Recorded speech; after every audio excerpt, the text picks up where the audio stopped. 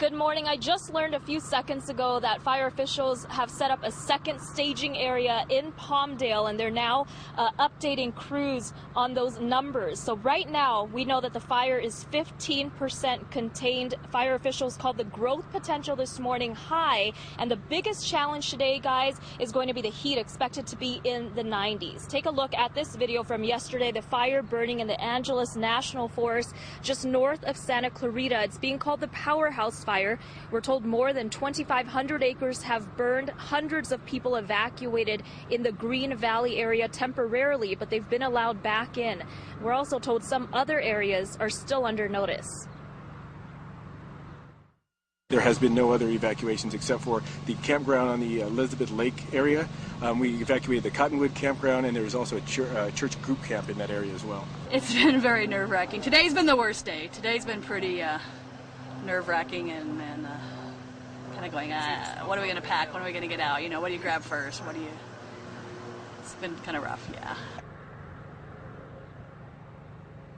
Now, at least 600 firefighters and personnel are working on this fire. Crews dug lines late into the evening to try and get a handle on the fire. The fire started in San Francisquito Canyon on Thursday. So far, we're told one outbuilding has been destroyed. The cause is under investigation this morning, and I'm told that air quality is expected to be poor this morning. So if you live in Santa Clarita or the San Gabriel Valley and you're part of a sensitive group, you're advised to stay indoors and avoid outdoor activities if possible. And I see that a spokesperson with USFS is just getting here on scene, and maybe he can provide us an update. Excuse me, are you Matt? Are you able to just give us a quick update, sir? The last we've heard, 15% containment on the Powerhouse fire. What's the latest? Yeah, right now we're still at 15% containment, and we're probably a little over 2,000 acres. We don't have a accurate number at this point, but we'll probably have one in a half hour here. Last night, the fire was flown by an infrared helicopter or aircraft, and we got a good perimeter of the fire, so we know that it has gotten bigger, but the containment's still roughly about 15%. Might have gone up a little bit, but that's what we got so far. We've heard heat is going to be a major problem this morning. Can you talk a little bit about the plan of attack? Yeah, today is probably one of the hottest days we'll see on the fire. The plan of attack doesn't really change. We're still going to use lots of aircraft. We're still going to use troops on the ground. The problem is we're just going to have to take it slower sometimes to go faster, only because the heat and the threat that the heat brings for the firefighters. Obviously, dehydration becomes an issue, so we have to monitor our folks a little closer.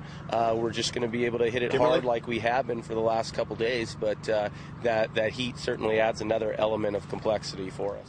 Okay, Matt, thank you very much. I hear you guys calling me. Yeah, just a quick question while you still have got him there. What direction is it moving today? People want to know in the area. Where's it burning towards now?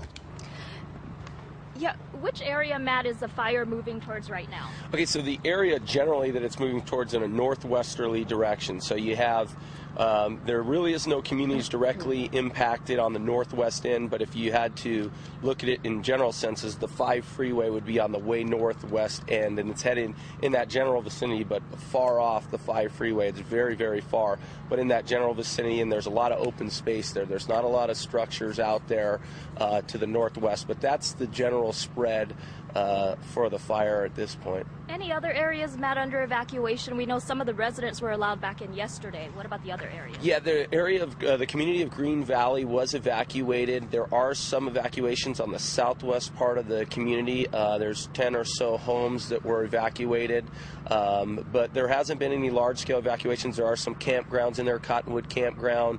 There's some other private camps that were evacuated yesterday, but there hasn't been any large-scale evacuations. We're still trying to keep folks in their homes. We're creating a lot of fuel breaks behind the homes to allow folks to stay in their home and not have to inconvenience them when they move. And we feel like the fire's direction of travel is away from the community of Green Valley, so that's sort of keeping us comfortable, and the residents of Green Valley also comfortable. One last quick question. Any other damages to report or injuries?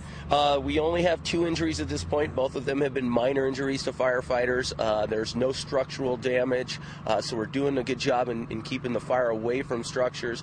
The heat emergencies for us are the biggest threat for us. The firefighters are under a lot of heat stress right now. So that's one of those things we really got to monitor, and today's going to be one of those telling days. And hopefully the forecast, as it looks right now, will give us a little break in that for the next couple days. All right, Matt Corelli, Public Information Officer. Thanks for popping in and talking with us so quickly.